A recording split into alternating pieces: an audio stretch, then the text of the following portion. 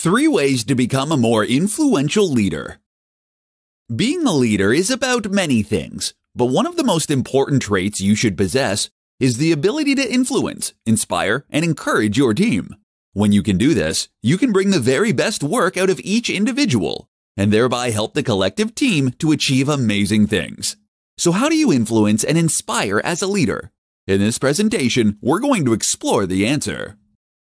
1. Give your team projects. Instead of micromanaging every single tiny decision in your organization, the best leader is someone who provides a rough outline of what needs to be accomplished, and then allows the team to complete that themselves. Why? Firstly, this means that you don't need to be in 100 places at once, micromanaging every fine detail. At the same time, this lets the team that you have paid do their very best work, rather than having you stifle all creativity out of them. But most importantly, giving your team ownership over a task helps them to feel more in control over what they are doing and makes the task more intrinsically rewarding. 2. Lead by example. There are few things more frustrating than a leader that does not lead by example. How frustrating is it to be told by your boss to hand in work on time, and that tardiness is never excusable, only for them to then not get around to looking after that work for weeks? When you are a leader, you need to set the tone for your office, and you need to set a blueprint for how others will behave. In a crisis, your team is going to look to you for how to respond. If you are panicking and shouting, then they are unlikely to remain productive. But if you can calmly continue with your work, then chances are that so can they. Likewise, if you want them to wear a smart shirt into the office, then you need to as well. 3. Provide credit where it is due. Providing incentives for completed work has been shown in studies not to work. This has the unfortunate effect of making people focus too much on the end goal, thus reducing creative thinking and problem solving. But what you should do is ensure that the contributions of each team member are felt and that they feel rewarded through credit. When you do this, you will create a situation where everyone wants to do their very best work because they know it is valued and seen. 5 leadership skills to help your business grow. Want to be a better leader and take your business to newer heights? Then listen up and we'll go over 5 crucial skills that are necessary for any leader. Empathizing. One of the single most important skills for any leader is the ability to empathize with their staff. In particular, this means not judging, and it means assuming that each member of your team is their own person with their own things going on. In other words, if someone is performing subpar today, you don't assume they're simply lazy. Instead, you ask what your organization could do differently to help them feel motivated. Or you ask what could be going on in their life that's making them unhappy. Explaining. Talking about goals can help your staff to an extent when done the right way. Rather than giving staff their own targets to reach and then rewarding them for hitting them, you should instead share your goals and the company's goals in order to explain to them why you are making the decisions you are making and what the end vision is for the team. This immediately gets your workers on side, as it shows them that you trust them. At the same time, by letting your team know what they're trying to achieve, they will be freer to come up with their own effective ways of meeting those tasks and give them the freedom to make some of their own decisions and use their intuition rather than always deferring to you for the next step. Ultimately, this means less communication overhead, less time wasted, and better productivity. Commanding attention. A great leader should be someone who is dynamic, engaging, charismatic, and charming.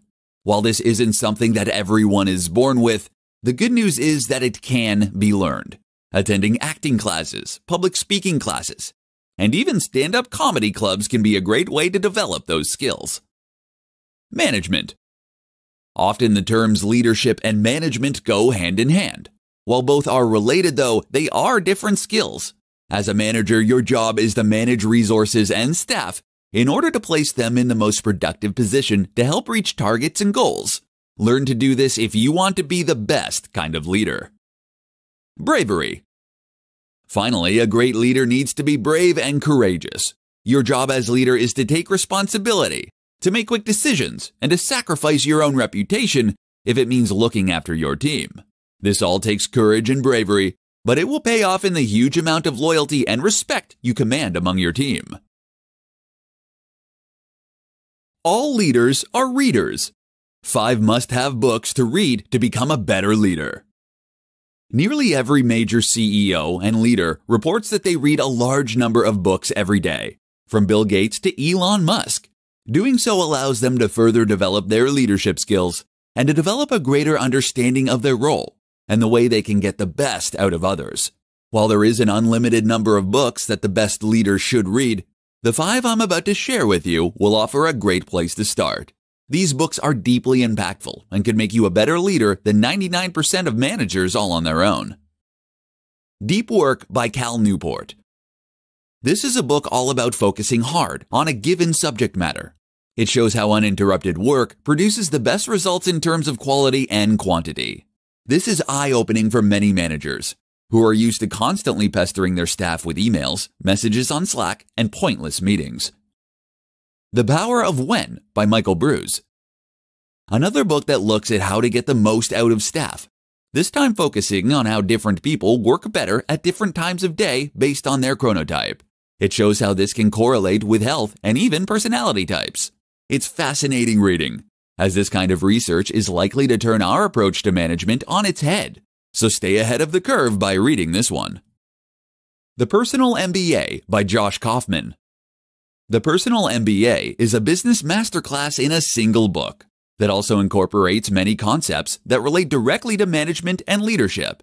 This includes understanding group dynamics, motivation, and more. Start with Why by Simon Sinek. This is an extremely powerful book that discusses the importance of understanding the why behind any business. This is what has always set the superstar businesses like Apple apart from the rest, an understanding of what it is they are all about. This can help you to create a better product and brand, and to better motivate your team. Super Freakonomics by Stephen J. Dubner. This is a book on the impact of economic theory on the world. It shows how one decision can alter the behavior of countless people to change outcomes in huge ways.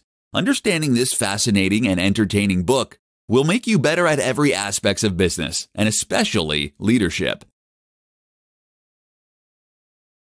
How to influence others to take action. Your first job as a leader should be to motivate your team and get them to work as well as possible. If you can't accomplish that much, then you'll find that your office is not productive and that you end up going nowhere fast. Fortunately, a lot of research has been done into the nature of motivation, particularly in the office, and it sheds useful light on how we should go about motivating workers to get the most out of them. By listening to this presentation, you'll learn precisely what you need to do in order to motivate your team to work their very best. Carrot or stick? The old question here was always carrot or stick, but it turns out that the correct answer is, in fact, neither. When getting someone to perform unchallenging and repetitive labor, like filing envelopes, the carrot and stick approach has been shown to work well. However, countless studies have shown that when you want your team to work creatively and use their intuition, the exact opposite is actually true. Gamification, incentivizing, or threatening will all create a kind of tunnel vision in staff that can actually stifle innovation and creativity, as well as reducing their enjoyment of the work they do. So what do you do to motivate your staff? It turns out that the best way to get your staff to work well is to make them feel invested in their work. Give them some kind of ownership over what they produce. Give them the freedom to add their own ideas and solutions. And you will find that your staff end up working harder as of their own accord. This is why the free time at Google is so successful. This gives employees the chance to work on projects that they are interested in, and often it yields the best results. Likewise, when you take an existing task that needs completing, and you give someone the control and freedom they need to decide how that work gets done, you'll find you instantly increase their emotional investment in the task. Instead of controlling every action a person takes, you are giving them ownership of a project or a department. Now it is in their best interest to be productive, and they can decide how they want to go about achieving those goals, which is far more creatively rewarding. How to speak so others will listen. As a leader, one of your first challenges is to learn to command attention. to speak so that others will listen. After all, how can you instruct your team and get the best out of them if they won't listen to what you have to say in the first place? In this presentation, we'll discuss how to command attention and respect as a communicator and a leader. Believe in what you're saying. The number one thing that makes someone appear more charismatic is passion. If you genuinely believe in what you're saying, this will light up your entire face and body. You will speak not only with your mouth, but also your gestures and your eyes. When you do this, you convey that what you are saying is important and exciting, and you instantly command attention. Try to tap into the emotion behind what you are saying. Why is this important? Why are you excited? Anxious? Angry? Another way to do this is to relate the story to something that matters to you or your team personally. In other words, take a narrative structure and weave a story. Speak less. Of course, you can't always channel this kind of emotion. If what you're saying isn't that important, then you won't be able to sell it as though it is. So what's the answer? Simple. Don't say it. Talk a little less, and you'll find that the times you do speak up are the ones that are far more important. By doing this, you will create a situation in which people want to listen to you, in which they want to know what you have to say. Use pauses. Likewise, when speaking, you shouldn't be afraid to use long pauses and moments of silence. These silences help to add a dynamic flow to what you are saying, and they encourage your audience to really listen to what you are saying. Being quiet can be a great way to build suspense and interest when telling a story, and it can be a great way to demonstrate confidence. Most of us are too afraid to be silent, as we think we'll lose our audience. Therefore, if you have the confidence to stand at the front of the office and not say anything, your staff will know that you aren't desperately trying to seek approval. Suddenly, what you have to say gains that much more importance and gravitas. How to stop blaming others and take ownership of your actions. The worst kind of leader is the leader who doesn't take responsibility. After all, being a leader is all about taking responsibility. Unfortunately, this is something that many people still don't understand, and as such, they end up making their office less productive and a more stressful place to be. In this presentation, we'll look at how to flip this on its head and to become the fearless leader your team needs you to be. The blame game. The manager's job very often is to make sure that their team are meeting specific targets at given points in time. This is a way that they can demonstrate the effectiveness of their work and that their efforts can be measured. But what happens when they don't reach those targets? Bad leaders will now turn on their staff and actively blame them for being ineffective. They do this in order to save face and to avoid getting in trouble with their superiors and generally pass the buck. But it also happens to be the number one way to instantly reduce the productivity of your team. Why? Firstly, it means that your team now feels stressed knowing that they might get it in the neck for their work. The result is that they won't take as many creative risks, and they generally won't do their best work. They'll likely also feel resentful that their work has gone this way. The other issue is that it makes you seem like a weaker leader. After all, if you can't take responsibility when things go badly, you also should get no credit when things go well. So what are you doing? Your job is to then simply suck it up and to take the flak when things go wrong. Recognize that this is your team, and if they aren't working to the best of their ability, then that is on you. Decisions. The other sign of someone who likes to shrink responsibility is that they refuse to make decisions. As soon as you make a decision, you take full responsibility and you commit to a certain path of action. By avoiding making decisions, you can avoid taking this responsibility, but you also prevent your team from doing anything effective or useful. Take the responsibility, make the call, and take action.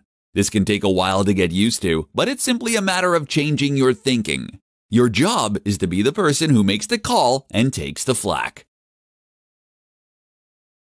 The 3 most common leadership mistakes.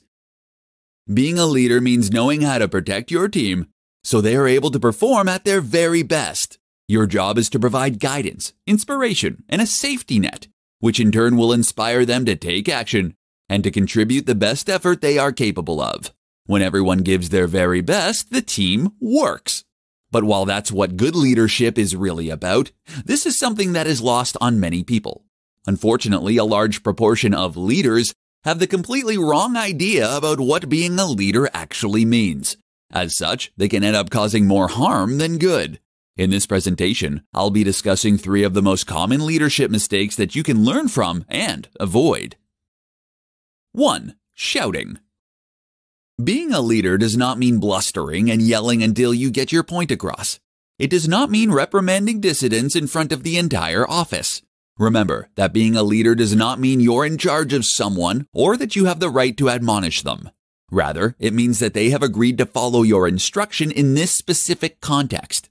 Don't let the power go to your head. A good leader doesn't need to shout to get their point across. And if things aren't working out, you simply part ways on good terms. 2. Threatening. Similarly, many leaders take the unfortunate approach of trying to terrify their followers into getting work done. They might point out that they have the power to terminate that person's employment, or they might threaten them with more work. There are lots of reasons that this doesn't work. For one, it means that those team members are going to be put in the wrong state of mind and not feel particularly like team players. Additionally, this kind of stress can actually dampen creativity due to chemical changes in the brain. 3. Micromanaging. A manager who focuses on every single detail of the work being done and attempts to wrestle control away from their team will only end up making those team members feel undervalued, while removing any creatively rewarding aspects of the work. Not only that, but they will be wasting the talents of someone hired to do that job specifically, and they will be wasting a lot of time doing work and having conversations that could have been avoided. Why emotional intelligence is crucial for effective leadership. What is the most important feature of a great leader? Is it the ability to stay calm in a crisis, to bark orders, or to command respect and fear? No. The most important feature of a leader is to understand people. This comes down to emotional intelligence, the ability to understand, predict, and ultimately influence the emotions of others. There are many situations where this plays out. For example, when someone fails to do their best work repeatedly, you might be tempted to accuse them of being lazy. The emotionally intelligent manager, however, will understand that this person might be having problems at home, or they might simply not find the work they're doing rewarding. So you should ask, how can you make that work more intrinsically rewarding for them? This will get much better results than just storming and shouting. Likewise, if you're unhappy with something a staff member did, your job as an emotionally intelligent individual is to instruct them on what they did wrong, but in such a way as to not upset them or to make them feel undervalued. How to take control in an emotionally intelligent way. We've already seen that using the threat of punishment is an ineffective way to get staff to work harder, and that it will only cause them to be less productive and inventive in the way they approach tasks. But if coming down hard on your staff isn't the answer, then how do you compose yourself to create the image of a leader? The same goes for reprimanding staff. If you shout at them publicly, you will only create enemies and resentment. Instead, demonstrate that you're unhappy by talking through with them in private what they are doing well and how they can stand to improve. Make sure you make them feel valued and make sure they know that the issues are things that can be fixed. In a crisis, emotional intelligence becomes equally important. Perhaps the most important thing here is to remain calm and confident. You might not realize it, but you will set the thermostat, as it were, for the mood of the office. If you panic, then the office will panic. Whereas if you're calm and collected, so too will be the rest of the office. This is another form of emotional intelligence, the ability to take control over your own emotions and therefore to react in the best way possible. Why empathy is the most important leadership trait. If there is one thing that needs to change about the way most people approach leadership, it's their understanding of the role of empathy. You see, many people fail to recognize that there is a role for empathy after all. Their assumption is that they can produce great work through discipline, incentives, and organization. In fact, though, the main difference between a well-liked and respected leader and one who is completely ineffectual is their ability to empathize with staff and to understand them. Trying to get someone to do as they are told because you said so is a recipe for disaster. So too is reprimanding someone because they have failed to complete their work properly. While they might toe the line for fear of being fired, This won't create workplace satisfaction, and it will likely cause them to produce subpar work. Moreover, they might well start looking for alternative employment. When someone fails to get work in on time, then ask yourself, could something be going on in their personal lives that has prevented them from completing their best work? Did you provide clear instructions and enough time? Why isn't the work inherently motivating for them? Would they like to somehow change the way they are working? By answering these questions, you can address the root of the problem. Instead of feeling watched and bullied, the person now feels supported and encouraged. Immediately, this leaves them wanting to do better work for the organization that is looking after them. But it also means that you can work together in order to come up with a great solution that will help them to do their very best work every day.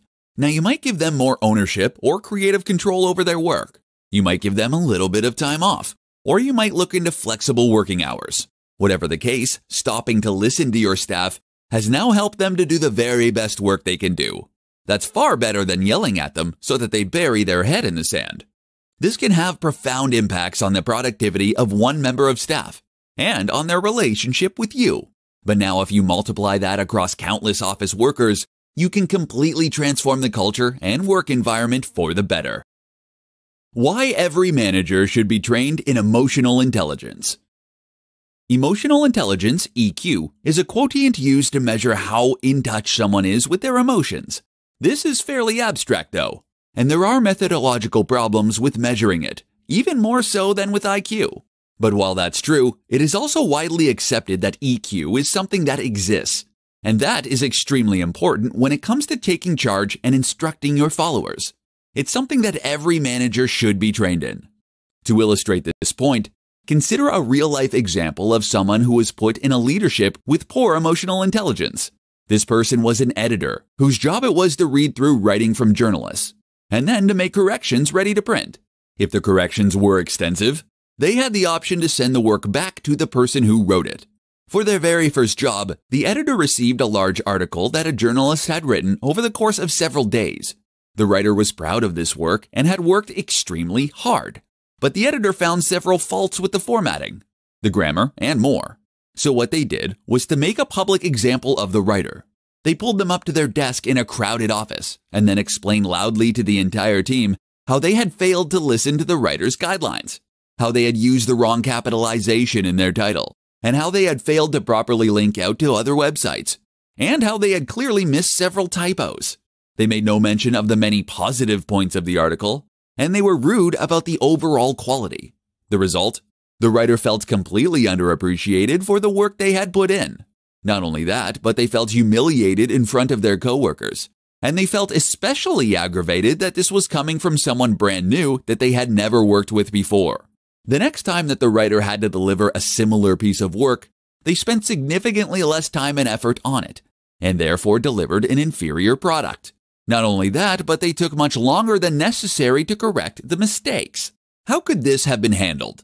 The editor could have spoken to the writer privately. They could have started by thanking the writer for their work and pointed out some of the qualities that made it a great piece of work.